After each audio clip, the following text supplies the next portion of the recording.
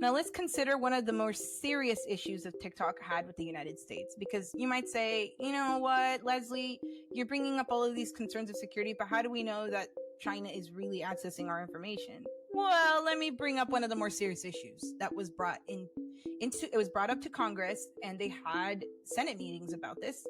Now, I'm going to be talking about audio recordings that were leaked.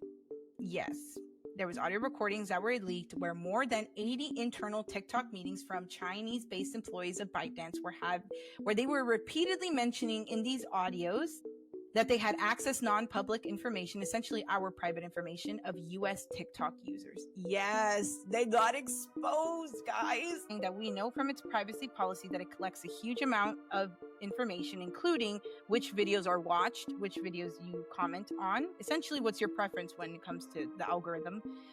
Location data, they track your location, and then the phone model and operating systems are another concern. Keystroke rhythms, like, guys, when I say keystrokes, I mean like your actual, like, you guys know when you go on your phone and you click on, like, say you save specific keywords and you click on it, or on your clipboard, essentially that TikTok through, it was like, I believe it was like the iOS 14. Someone had accessed it and found out that they tracked TikTok, and that, yeah, they had information on your clipboard even, and this includes some of your saved passwords. This data collection threatens to allow the Chinese Communist Party access to Americans' personal and proprietary information, potentially allowing China to track the locations of federal employees and contractors, build dossiers of personal information for blackmail, and conduct corporate espionage. I'm hoping that at this point, with what was exposed with Jeffrey Epstein and how he was essentially a billionaire, nobody was able to track where he got his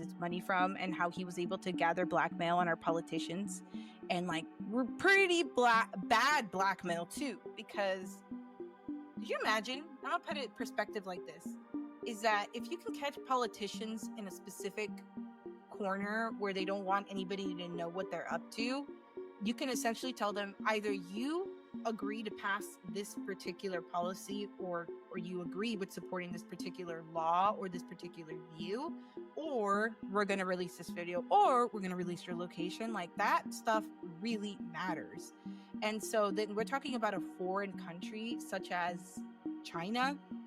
That's not something that we want to have on our politicians, because that's how the Communist Party of China could essentially dig their roots into American politics and kind of the laws that we ultimately, the policies and laws that we pass.